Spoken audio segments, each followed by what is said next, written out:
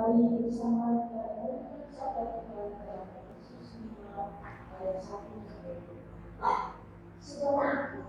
Sebagai anak-anak yang dikasihi, teladanilah Allah dan hiduplah dalam kasih. Sebagaimana Kristus juga telah mengasihi kami dan telah menyerahkan dirinya untuk kita sebagai persembahan dan kurban yang harum.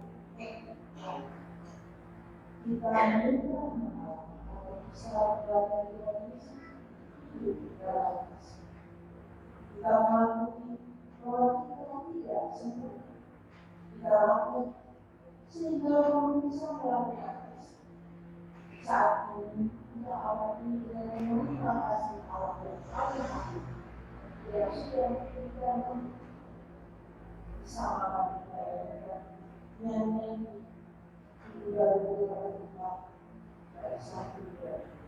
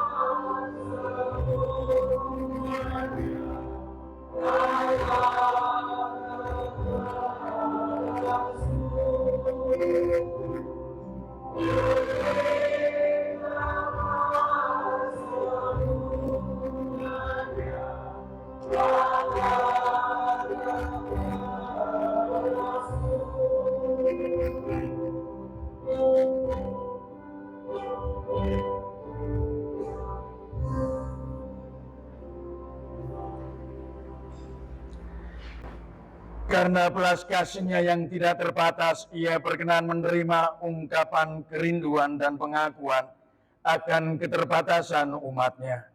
Pertobatan yang dinyatakan secara tulus akan memulihkan.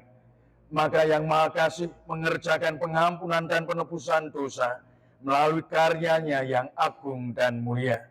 Saat ini terimalah anugerah Allah dari kitab Yesaya 53 ayat yang keempat. Sesungguhnya penyakit kitalah yang ditanggungnya dan kesengsaraan kita yang dipikulnya. Padahal kita mengira Dia kena tulah, dipukul dan disakiti Allah. Begitu besar anugerah-Nya dinyatakan bagi kita melalui penderitaan dan kematian yang kita ingat sekarang ini, mengajak kita untuk tidak sia-siakan bahkan ragukan pengorbanannya bagi kita. Tetaplah tekun dan setia sampai kita kembali kepadanya. Demikianlah berita anugerah dari Tuhan. Syukur kepada Allah.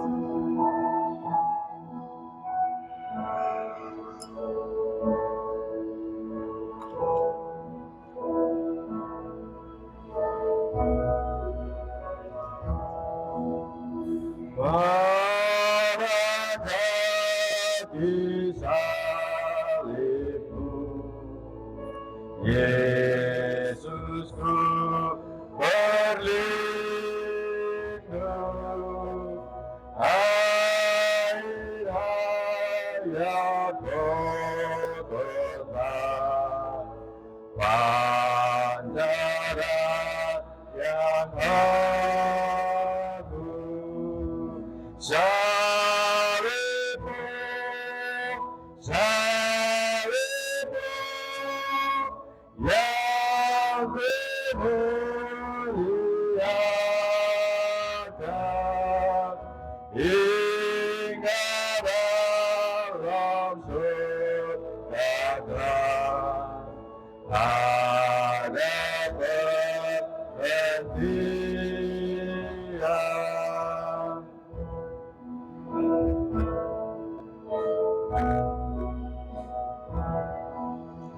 Pada kaki salibmu, kasih-Mu ku terima, sinar bintang fajar terang yang memberi cahaya. Salibmu, salibmu yang dimuliakan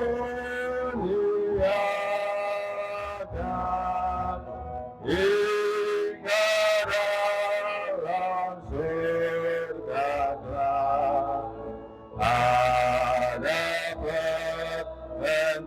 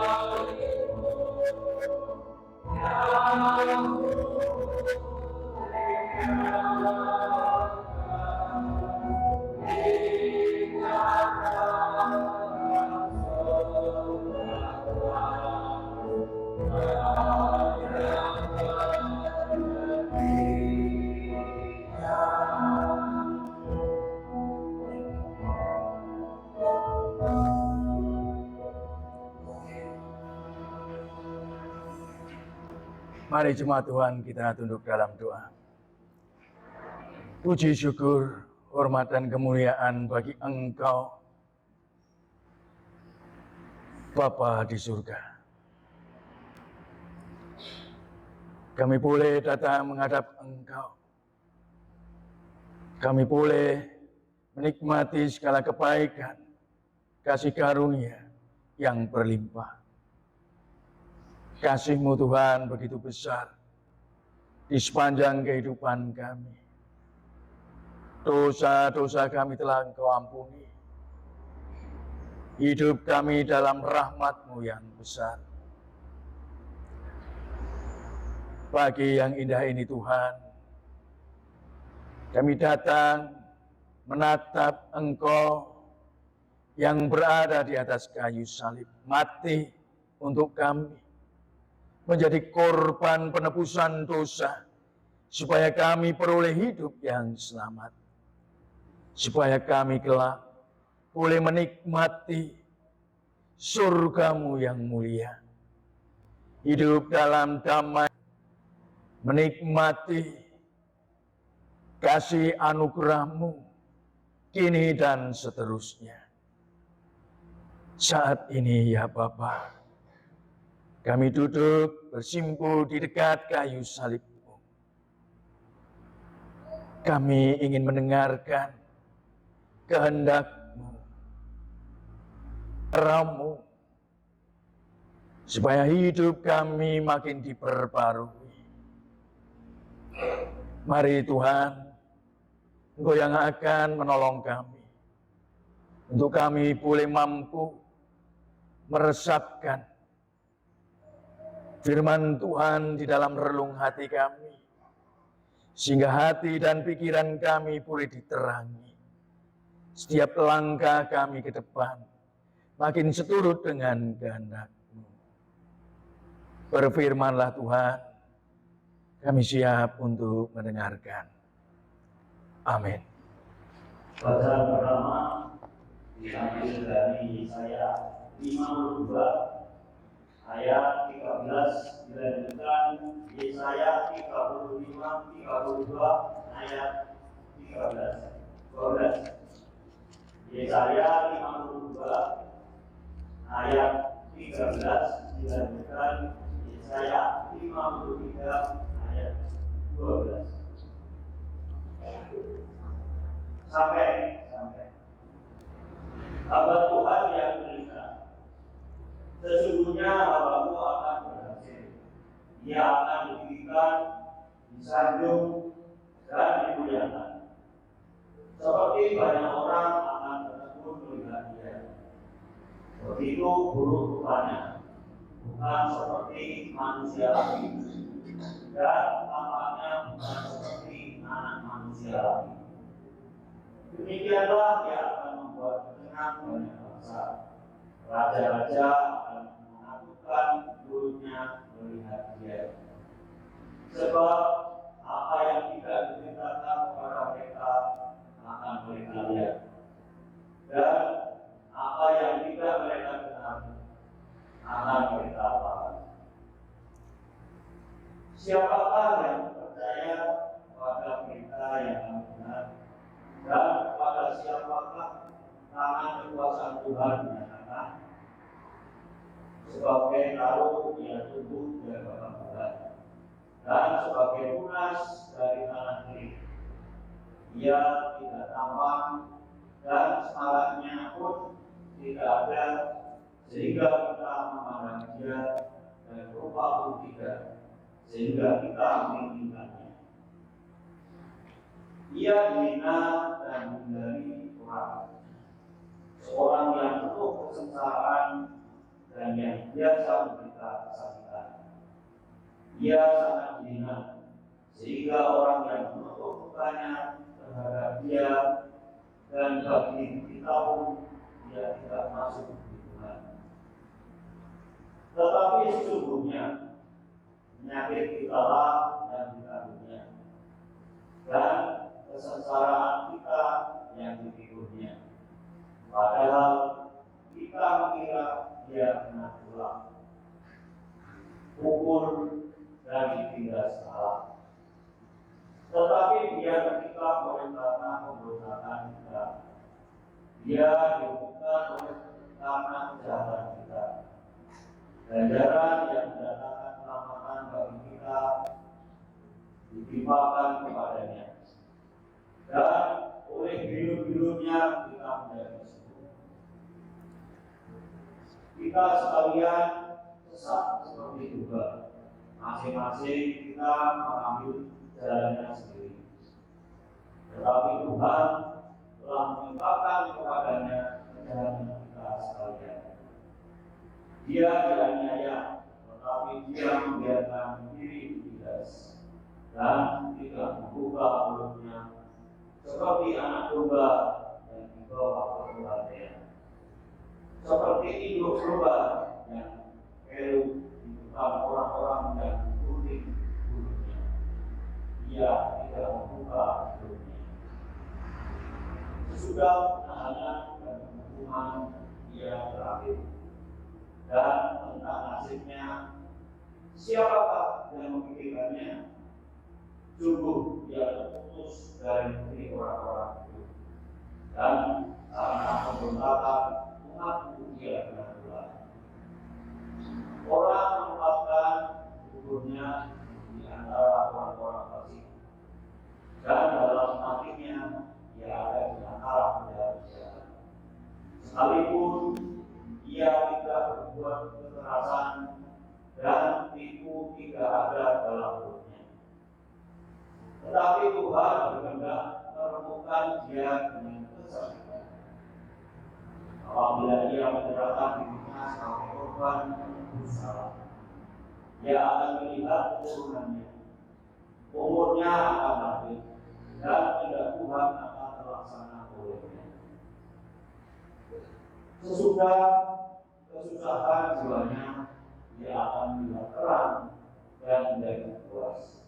Dan hamba-Mu itu sebagai orang yang benar akan membenarkan banyak orang oleh hikmat-Nya dan kejahatan mereka dia pikul.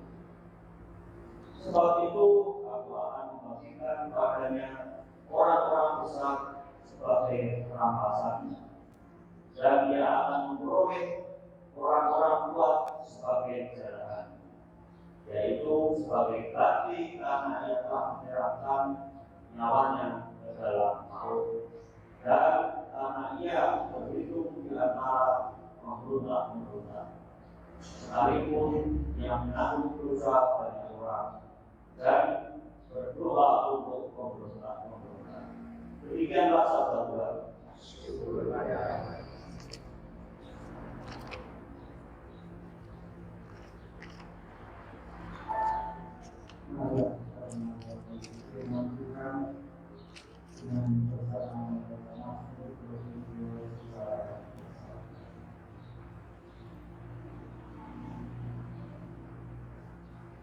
Allahku, mengapa kau tidak berkata aku untuk pemimpin dan menurut suatu usaha dalam emasmu dan Allahku, mengapa engkau meninggalkan aku? Aku berseru tetapi engkau tetap jauh dan tidak menolong. Allahku, aku berseru-seru pada waktu siang, tetapi engkau tidak menjawab. Dan pada waktu malam, dia juga aku tenang. Padahal engkaulah yang kudus, yang semalam. Ya, suci dia percaya. Kepadamu nenek moyang kami percaya. Mereka percaya dan mengumpulkan mereka. Kepadamu mereka berseru-seru dan mereka. Kepadamu mereka percaya dan mereka tidak menolak. Tetapi aku ini Tuhan dan bukan orang. Tetapi manusia ini nama orang. Semua yang melihat aku roh aku. Mereka menciptakan bibirnya, menggelengkan kepalanya. Ia menyerah kepada Tuhan. Dialah dia yang menentukannya. Dialah dia yang melepaskannya, sebab dia berkenan kepadanya.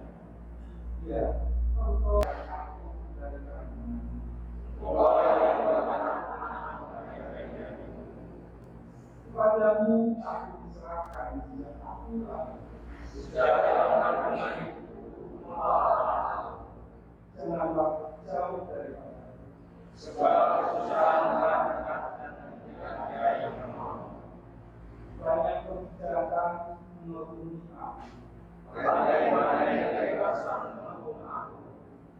Mereka mengarahkan mulutnya kepada aku. Seperti singa yang menetapkan aku. Seperti air yang aku berjuang. Dan salah satu berlepas dari sini. Tapi ku menjadi seperti ini. Air dulu tidak ada. Kekuatanku kering seperti ini. Tidak aku meletakkan tanganku. Dan dalam mau kau letakkan aku. Sebab anjing-anjing menghuni aku. Rombongan darah menghukum aku. Mereka menusuk tangan dan kaki. Segala kamu dapat itu. Mereka memohon mereka menangis. Mereka bagi-bagi pakaian mereka. Dan mereka buang di atas sebabku. Tetapi engkau Tuhan janganlah kami. Ya Tuhan, sekarang lepaskanlah aku dari pedang dan aku dari keselamatan. Selamatkanlah aku dari mulut singa dan dari tangan banteng. Aku akan memasukkan namamu pada saudara-saudara dan memuji-muji engkau kamu yang taat akan Tuhan, pujilah Dia.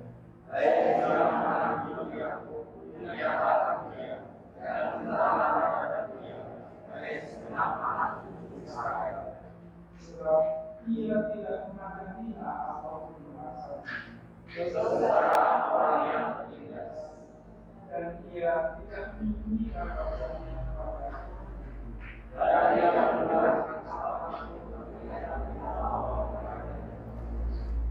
karena engkau aku memuji dalam usaha yang besar.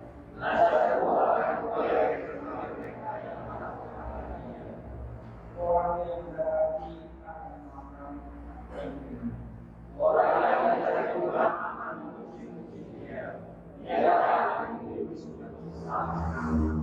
Segala bumi akan mengingatnya. Dan segala kaum dari bangsa-bangsa. Sebab Tuhanlah yang punya kerajaan.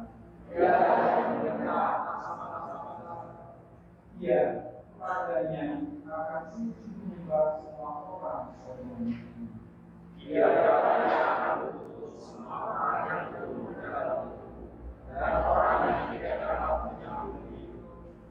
Anak-anak cucu akan beribadah kepadanya.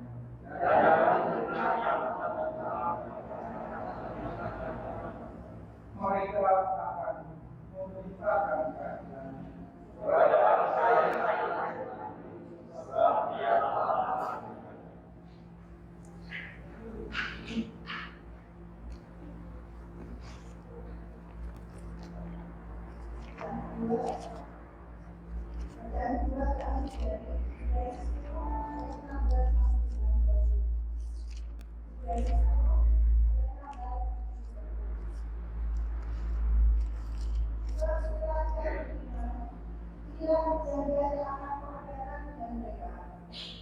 Sudah waktu itu dia berfirman, aku akan mengaku hukum di dalam hati mereka dan menuliskannya dalam akal budi mereka. Dan aku tidak lagi mengingat dosa-dosa dan kesalahan mereka. Jadi apabila untuk semuanya itu ada pengampunan, tidak perlu lagi dipersembahkan korban karena dosa. Jadi saudara-saudara, oleh darah Yesus kita sekarang penuh keberanian dalam masuk dalam tempat kudus. Karena Dia telah membuka jalan yang baik dan memberi kita melalui tabir, yaitu dirinya sendiri. Dan kita mempunyai seorang bangsa sebagai kepala rumah Allah. Karena itu, marilah kita menghadap Allah dengan hati yang tulus, ikhlas dan keyakinan iman yang teguh. Oleh karena hati kita telah dibersihkan dari hati nurani yang jahat dan tubuh kita telah dibasuh dengan air yang bersih. Marilah kita berpegang pada kemampuan utama harapan kita, sebab Dia yang menjadikannya setia. Dan marilah kita saling memperhatikan supaya saling mendorong dan kasih dan dalam perbedaan baik. Janganlah kita menjauhkan diri dari pertemuan-pertemuan ibadah kita, sebab dibiasakan oleh beberapa orang. Tetapi marilah kita saling menasihati dan semakin giat dalam karya menjelang hari Tuhan dalam kita.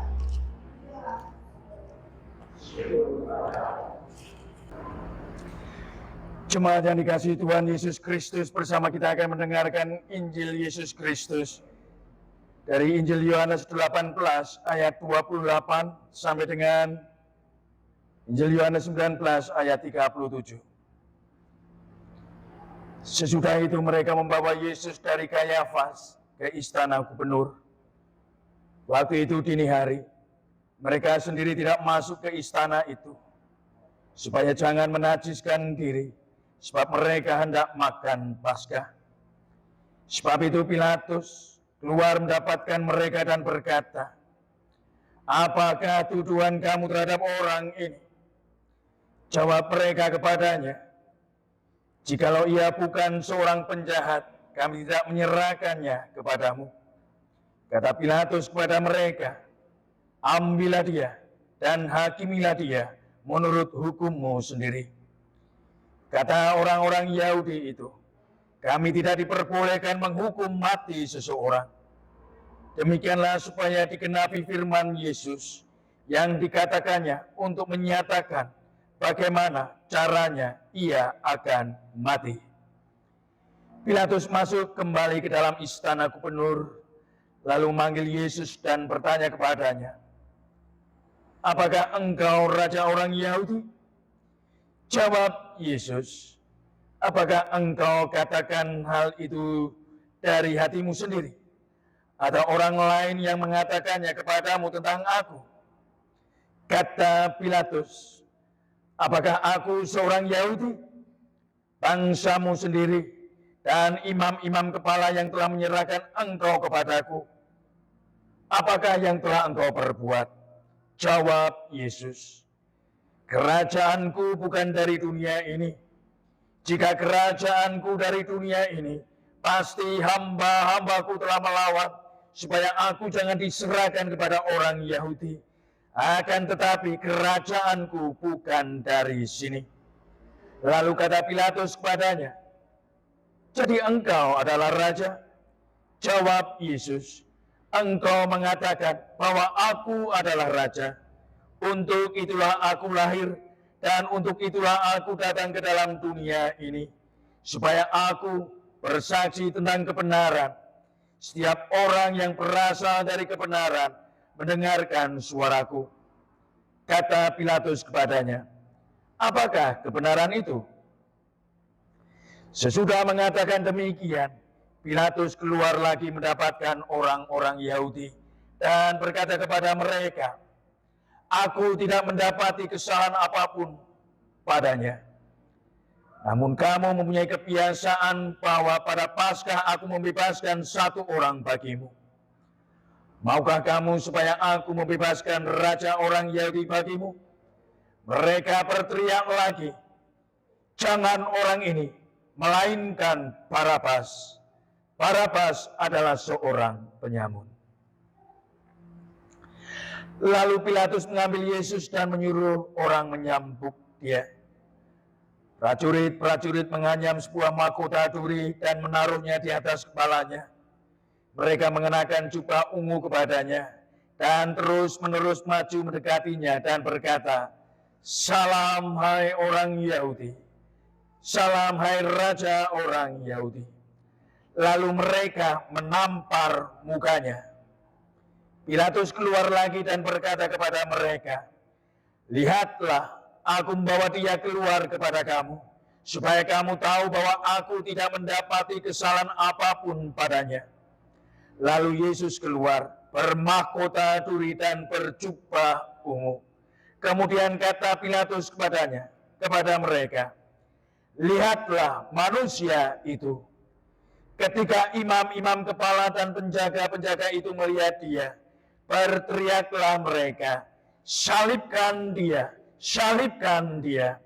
Kata Pilatus kepada mereka, ambil dia dan salibkan dia, sebab aku tidak menemukan kesalahan padanya. Jawab orang-orang Yahudi itu kepadanya, kami mempunyai hukum, dan menurut hukum itu ia harus mati, sebab ia menganggap dirinya sebagai anak Allah. Ketika Pilatus mendengar perkataan itu, ia makin takut. Lalu ia masuk lagi ke dalam istana gubernur dan berkata kepada Yesus, dari manakah asalmu? Namun Yesus tidak memberi jawab kepadanya. Karena itu, kata Pilatus kepadanya, tidakkah engkau mau bicara dengan aku? Tidakkah engkau tahu bahwa aku berkuasa untuk membebaskan engkau dan berkuasa juga untuk menyalibkan engkau? Yesus menjawab, engkau tidak mempunyai kuasa apapun terhadap aku, jikalau kuasa itu tidak diberikan kepadamu dari atas. Sebab itu, dia yang menyerahkan aku kepadamu lebih besar dosanya. Sejak itu, Pilatus berusaha membebaskan dia, tetapi orang-orang Yahudi berteriak, Jikalau engkau membebaskan orang ini, engkau bukanlah sahabat kaisar. Setiap orang yang menganggap dirinya sebagai raja, ia melawan kaisar. Ketika Pilatus mendengar perkataan itu, ia menyuruh membawa Yesus keluar, dan ia duduk di kursi pengadilan di tempat yang bernama Litos Trotos. Dalam bahasa Ibrani, Gabata. Hari itu, hari persiapan Paskah, kira-kira jam 12. Kata Pilatus kepada orang-orang Yahudi itu, "Lihatlah rajamu."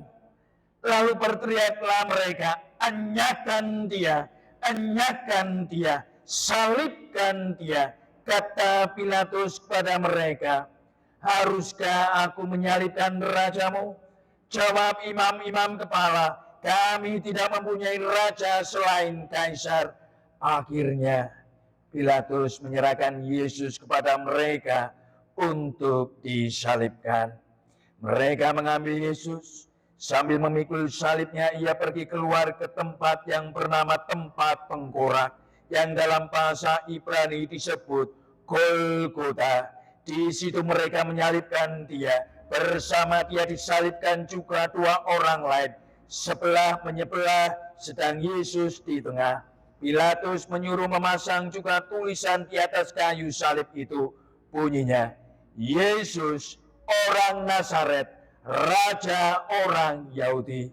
Banyak orang Yahudi yang membaca tulisan itu, sebab tempat Yesus disalibkan terletak dekat kota, dan kata-kata itu tertulis dalam bahasa Ibrani, bahasa Latin, dan bahasa Yunani.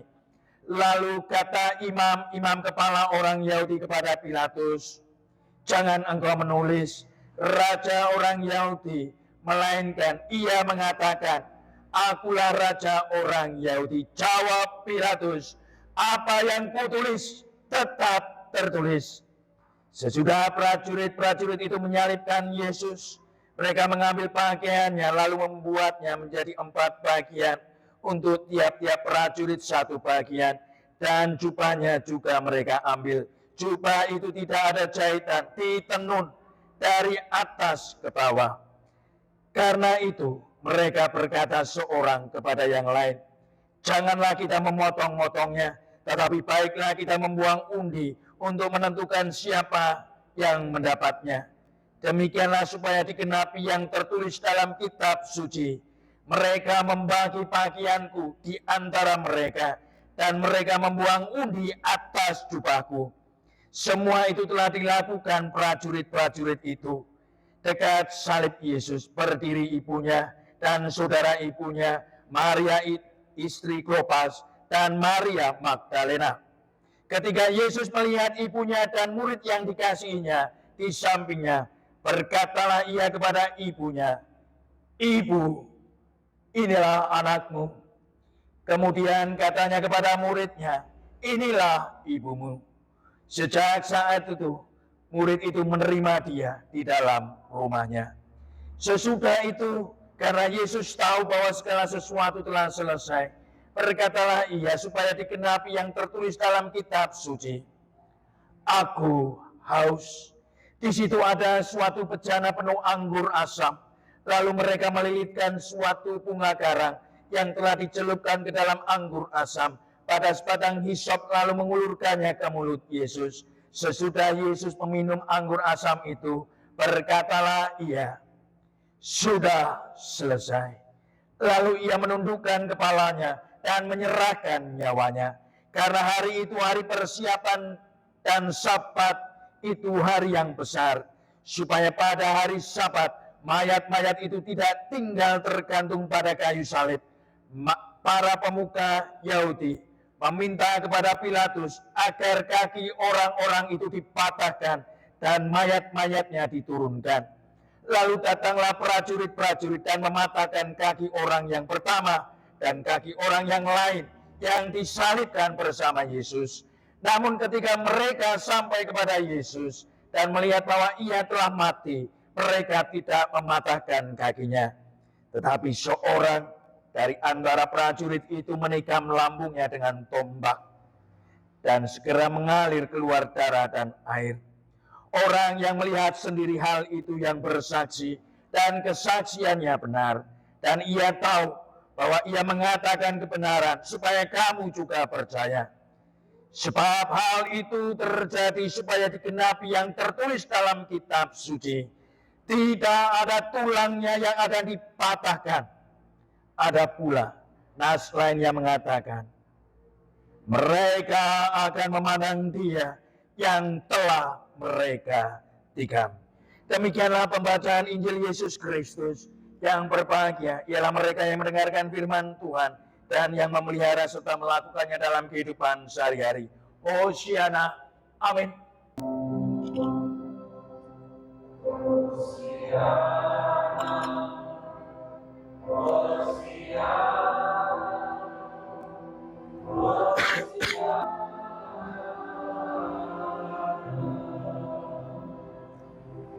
Jemaat yang dikasihi Tuhan, tema khotbah Jumat Agung hari ini,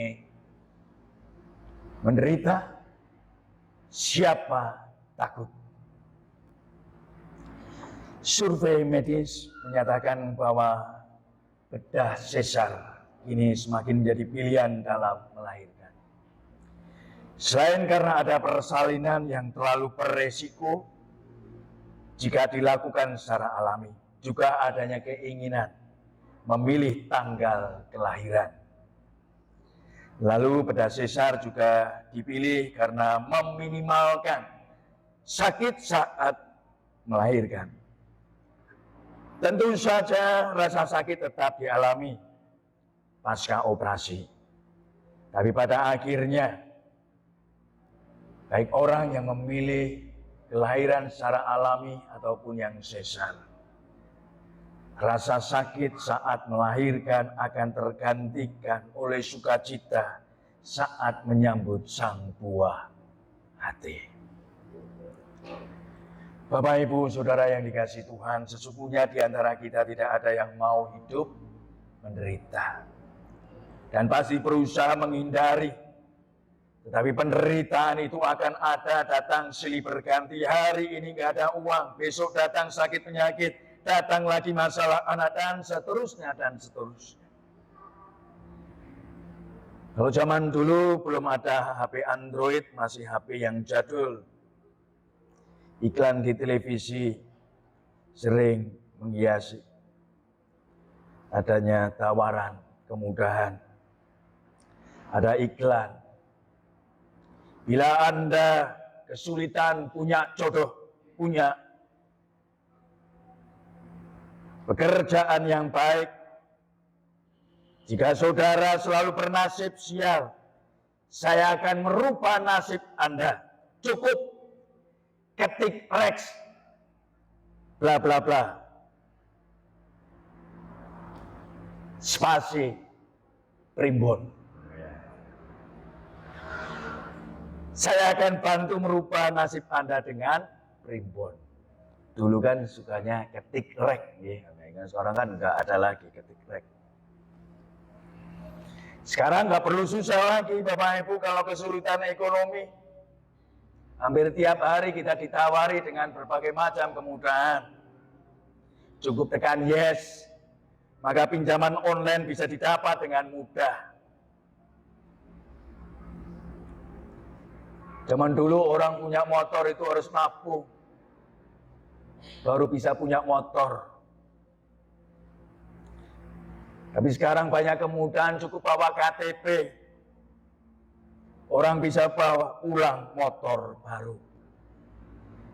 Kesulitan-kesulitan zaman sekarang ini bisa diatasi dengan berbagai macam kemudahan-kemudahan.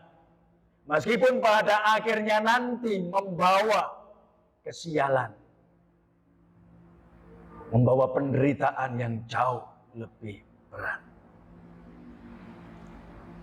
Banyak kemudahan yang ditawarkan di dunia ini. Namun sayangnya, Tuhan Yesus tidak pernah menawarkan janji-janji hidup dengan banyak kemudahan. Justru Tuhan Yesus mengatakan bahwa untuk ikut Dia, hidup akan menderita, disesah, ditolak, bahkan dianiaya. Maka tema hari ini cukup menarik. Menderita, siapa takut? Beranikah Bapak Ibu terima penderitaan? Bukankah seringkali gak ada duit, sehari saja kita sudah ngomel-ngomel Bapak Ibu. Lagi ada masalah sedikit, kita mudah menggerutu, mudah tersinggung, mudah marah. Kesulitan sedikit kita langsung mutung, merasa hidup ini apes gitu ya. Apakah kita berani terima penderitaan? Lalu mengatakan, siapa takut? Dalam Injil Yohanes tampak sekali ada dua kubu yang sedang bertarung. Yaitu kubu kehendak kerajaan Allah surgawi yang di dalamnya dikerjakan oleh Tuhan Yesus. Dan kehendak duniawi yang dilakukan oleh manusia-manusia yang di dalamnya termasuk juga para murid-muridnya.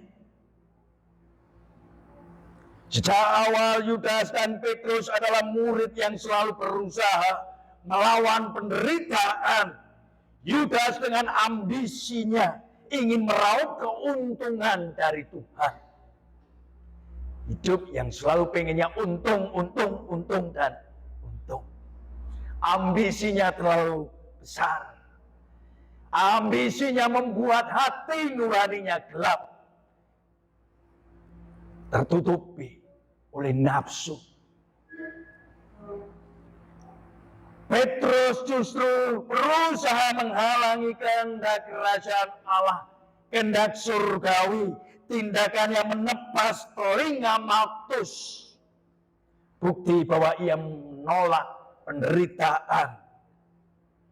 Dan usaha Petrus ini sia-sia. Petrus berpikir dengan usahanya demikian maka tidak ada lagi penderitaan. Keliru. Petrus boleh menolak penderitaan, tetapi kehendak Allah, kerajaan Allah harus tergenapi.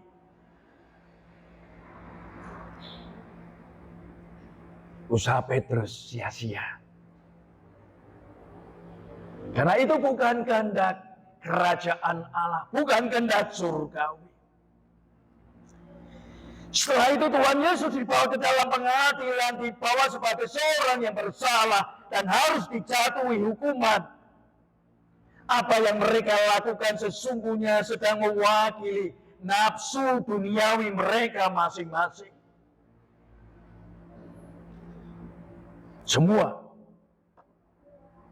yang ada di dalamnya berperan besar. Kekuatan yang bersatu, kekuatan gelap, kekuatan dunia melawan kehendak kerajaan Allah. Melawan kehendak kerajaan Allah. Kekuatan politik, pemimpin agama pada waktu itu, ambisi para murid, dan kemunafikan banyak orang bersatu melawan kehendak Allah. Setelah itu Tuhan Yesus dibawa ke dalam pengadilan. Sesungguhnya dalam peradilan yang sedang berlangsung kala itu, Petrus dan murid yang lain, mereka itu mengenal imam besar. Tetapi mereka tidak berani masuk ke dalam. Orang-orang yang berusaha menyerahkan Yesus tidak mau masuk ke dalam pengadilan. kemunafikan mereka, seolah-olah mereka bukan orang berdosa dan bersalah. Mereka tidak mau menajiskan diri mereka dan berada di luar. Dan Petrus dan murid yang lain ada di luar. Petrus tahu, murid yang lain tahu, mereka mengenal imam besar.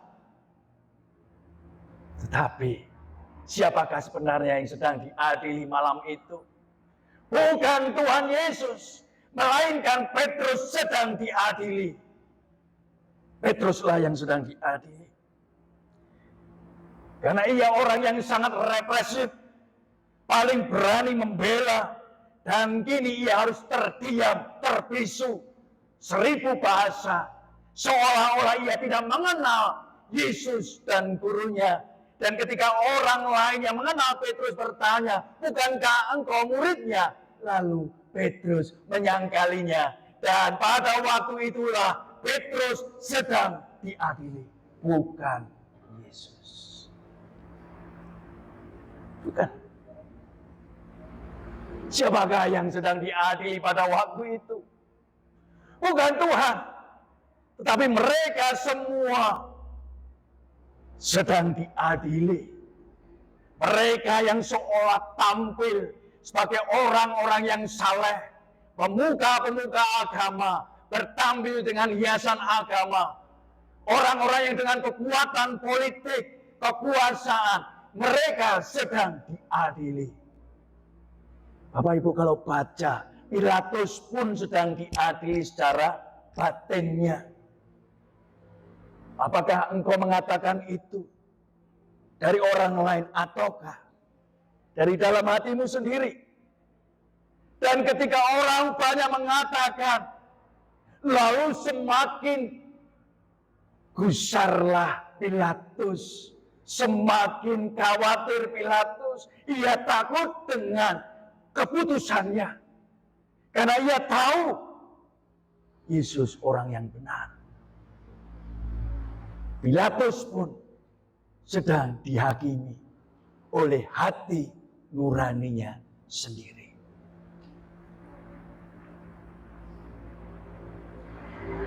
Bapak Ibu Saudara yang dikasihi Tuhan, peradilan yang dikuasai oleh ambisi. Semua unsur yang terlibat di dalamnya, para agamawan, politikus, dan yang berkuasa kala itu, kekuatan duniawi berusaha menggagalkan kehendak Allah, kerajaan Allah, kehendak surgawi.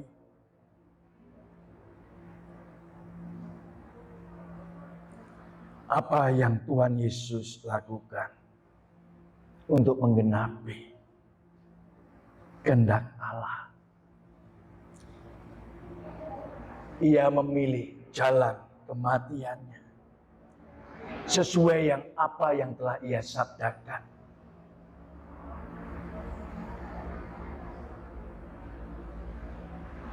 Inilah kedaulatan Allah yang tidak bisa diganggu oleh siapapun. Bahkan ada orang yang guyon, kalau nggak ada Yudas, kalau nggak ada Petrus, kalau nggak ada ini, nggak mungkin. Itu pikiran yang sesat. Karena sejak awal Allah sudah merencanakan dengan baik. Dan kehendak itu harus berjalan dan dilakukan. Meskipun banyak sekali tawaran-tawaran, kemudahan-kemudahan, bahkan Pilatus menawarkan dengan kekuatan dan kuasanya. Namun inilah kehendak, kedaulatan Allah yang tidak bisa diganggu. Ia tidak dapat ditekan, dikuasai oleh kekuatan dunia. Tapi dengan teguh ia menjalaninya sampai dengan akhirnya. Maka di firman Tuhan tadi dikatakan, inilah jalan yang ia pilih. Inilah yang harus ia lalui. Inilah yang harus ia kerjakan. Penderitaan itulah yang harus ia pikul. Salib sebagai hukuman dosa itulah yang harus ia pikul. Tidak bisa tidak, itulah kehendak. Sebagai bukti kasih Allah untuk manusia. Karena ketidakmampuan manusia untuk menyelamatkan dirinya, maka ia turun, ia datang, ia terima penderitaan itu sebagai panggilan Bapa yang harus ia genapi, ia lakukan dengan sepenuh hati sampai dengan akhirnya. Dan pada akhirnya Tuhan Yesus berkata, aku haus. Rasa haus. Haus akan kehendak. Akan aliran air surga yang menyegarkan, yang menyelamatkan. Aku haus. Bukti pemenuhan akan kehendak surgawi. Ia haus seperti halnya rusa yang rindu akan aliran air kehidupan. Ia haus. Dan sesaat ketika ia meminumnya, ia berkata, sudah selesai.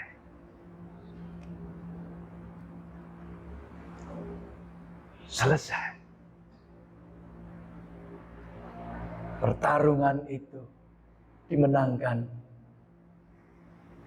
oleh kehendak kerajaan Allah, kehendak surga yang di dalamnya dikerjakan oleh Tuhan Yesus. Manusia-manusia yang berdosa, yang telah membuat ia menderita, dibunuh dan disalib. Bahkan lebih berdosa lagi mereka yang menyerahkan. Di atas kayu salib itulah pengampunan Tuhan tawarkan. Di atas kayu salib itulah ia menawarkan keselamatan kekal untuk saudara dan saya. Hidup kekal, hidup dalam kehendak Bapa, hidup dalam cinta kasih Allah. Dan Tuhan Yesus telah memperagakan cinta kasih dan setia yang besar dalam menuntaskan kehendak Bapa di surga. Cinta kasih Tuhan melawan keinginan dan nafsu duniawi.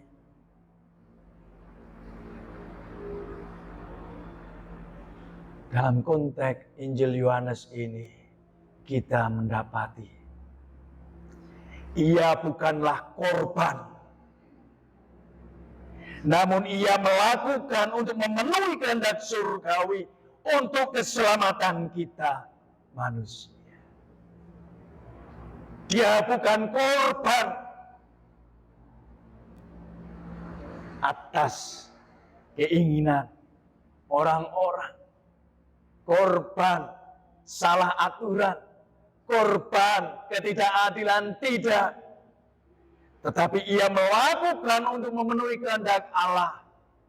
Karena itu yang harus ia jalani sebagai bukti korban penebusan dosa bagi Allah. Yesus tidak pernah merasa dirinya menjadi korban. Korban orang lain. Korban Pilatus, korban Petrus, korban Yudas.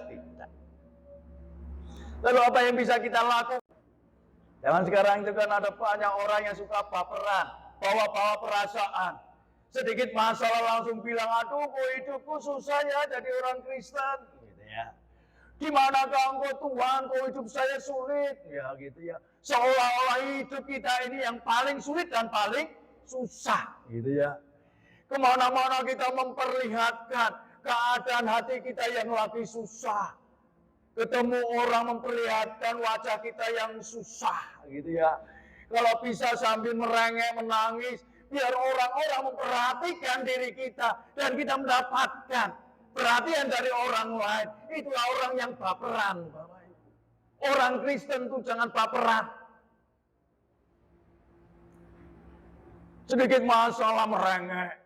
Maunya dilayani, maunya diperhatiin. Gitu Bapak Ibu. Gimana kita mau merefleksi tema tadi, menderita. Siapa takut? Lawang orang Kristennya pada baperan. Jadi orang Kristen jangan suka play victim. Seolah-olah kita menjadi korban ketidakbenaran dan ketidakadilan. Aduh, hidup saya seperti ini gara-gara dia tuh. Iyalah, Bapak Ibu. Wah, hidup saya seperti ini karena keadaan. Seolah-olah kita ini korban, Bapak Ibu. Kalau bukan karena dia, hidup saya nggak seperti ini. Coba, nah, bila, jika, dan lain sebagainya, kita berusaha mencoba menutupi kekurangan kita dan berusaha membenarkan diri kita sendiri dan merasa kita adalah korban atas kehidupan ini. Dan kita berusaha untuk menolak penderitaan, kesusahan, kesulitan kehidupan.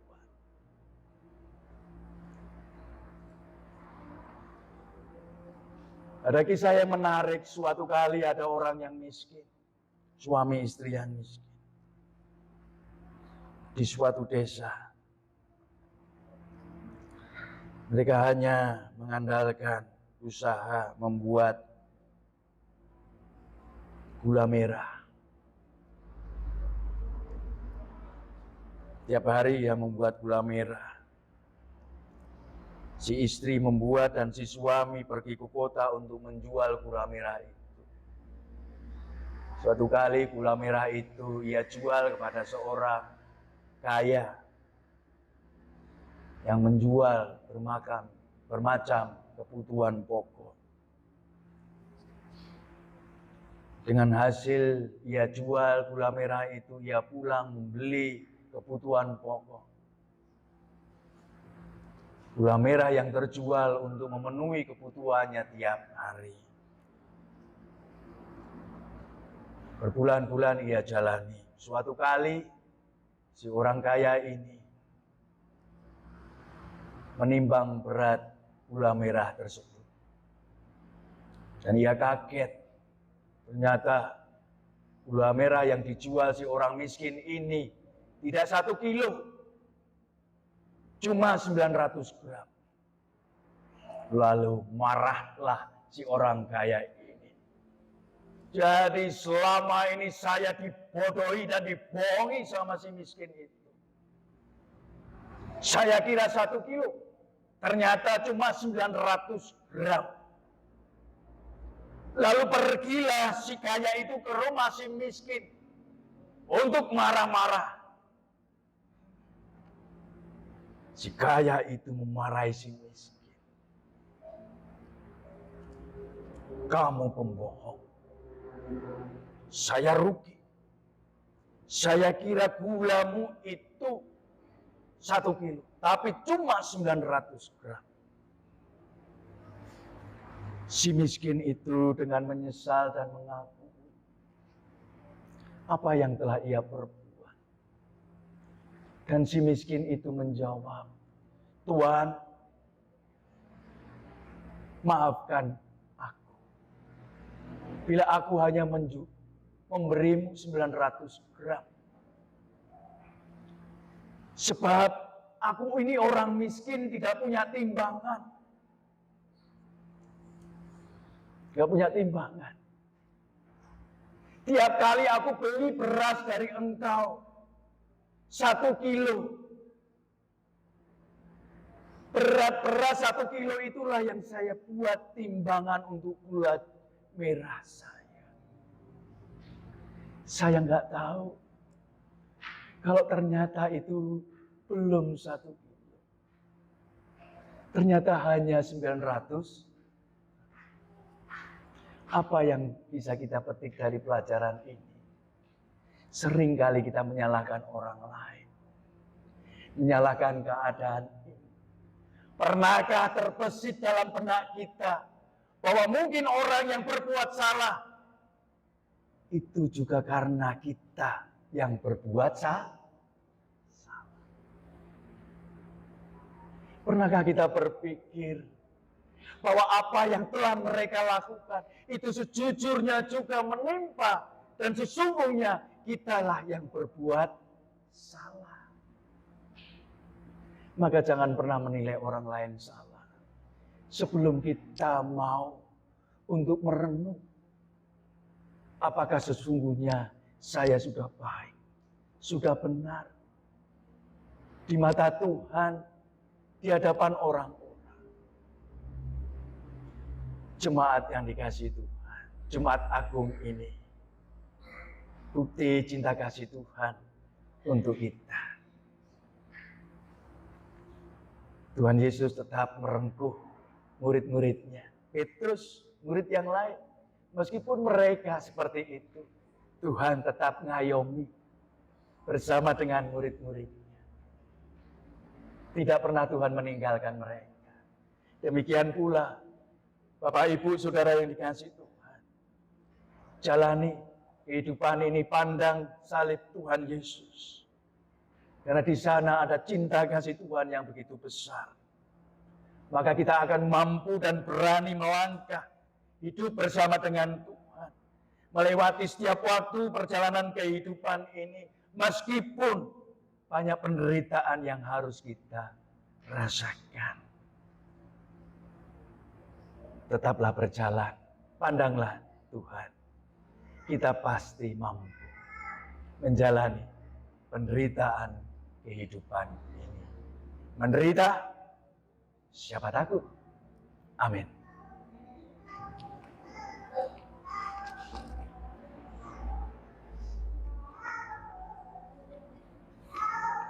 Jemaat yang dikasihi Tuhan, saat teduh akan diisi dengan paduan suara serafim.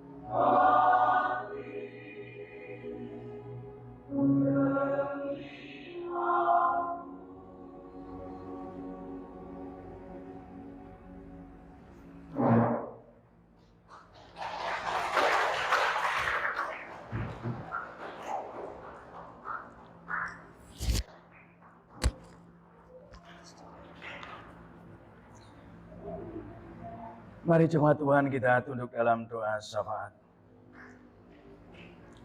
Bapa di dalam surga, kami bersyukur. Di atas kayu salib Engkau telah menyatakan, pekerjaanmu telah selesai. Cinta kasih-Mu yang besar telah Kau nyatakan. Kau berikan pengampunan dan keselamatan kekal untuk setiap kami yang percaya. Kini kami Engkau panggil untuk memperagakan cinta kasih-Mu yang besar untuk dunia ini. Mampukan kami hidup seturut dengan kehendak-Mu. Hidup benar, hidup kudus, lurus, setia, sampai dengan akhir. Baik saat-saat yang sulit, berat, penuh dengan kesusahan dan kesulitan, ataupun saat kami merasakan suka, bahagia, dan damai. Kami jalani kehidupan kami, tetap berjalan seperti Engkau, setia dalam Via Dolorosa. Kami pun mohon Tuhan mampukan berjalan di dalam jalan kebenaran Tuhan. Mari Tuhan, mampukan kami sebagai ayah, ibu, dan anak-anak untuk hidup setia dan kudus, hidup benar, bekerja dengan baik, penuh tanggung jawab, berlaku yang benar, tidak mengambil keuntungan dari orang lain, bersenang-senang atas penderitaan orang lain, tidak mengambil hak milik orang lain. Kami mau sebagai ayah, ibu, bekerja dengan jujur dan tanggung jawab di mata Tuhan dan orang lain, sehingga keluarga kami sungguh menjadi keluarga yang diberkati. Makan dari pemberian Engkau, sungguh dari Engkau. Bukan dari hasil kejahatan, ketidakbenaran, ketidakadilan. Mampukan kami juga sebagai anak-anak untuk belajar dengan sungguh-sungguh, makin rajin, makin taat, hormat sama orang tua, sehingga hidup kami makin diberkati. Karena kami percaya setiap kerajinan, kesungguhan, ketaatan tidak akan ada kesia-siaan. Ada berkat, rencana yang indah yang telah tersedia bagi setiap mereka, anak-anak yang hidup benar di mata Engkau.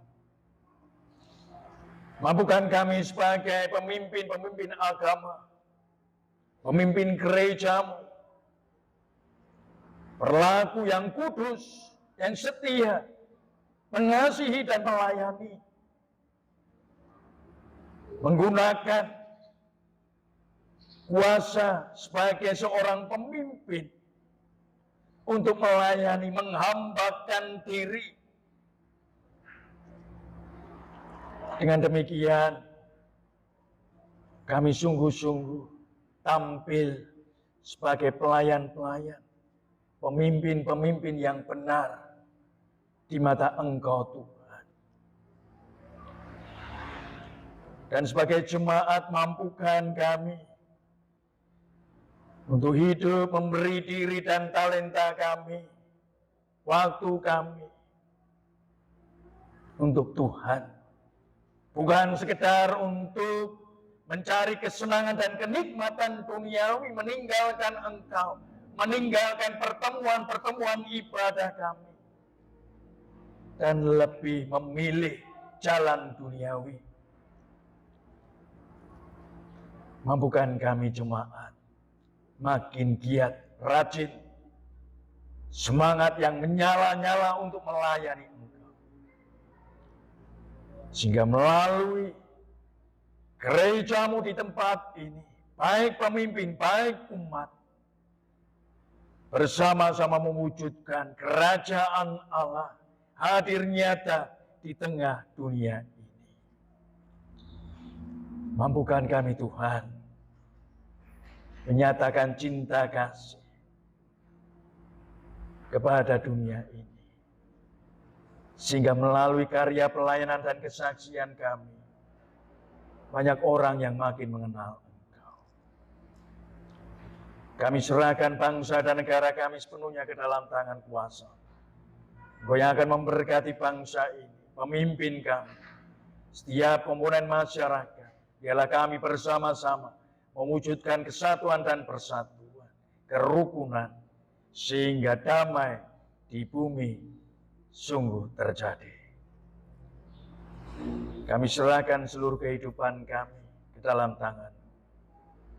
Inilah hidup kami Tuhan. Kami siap.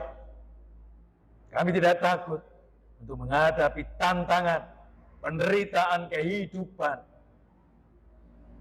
Karena kami tahu kami anak-anak yang telah Engkau berkati, terpanggil, terutus untuk mengalahkan dunia ini. Terima kasih Tuhan untuk kasih-Mu yang besar.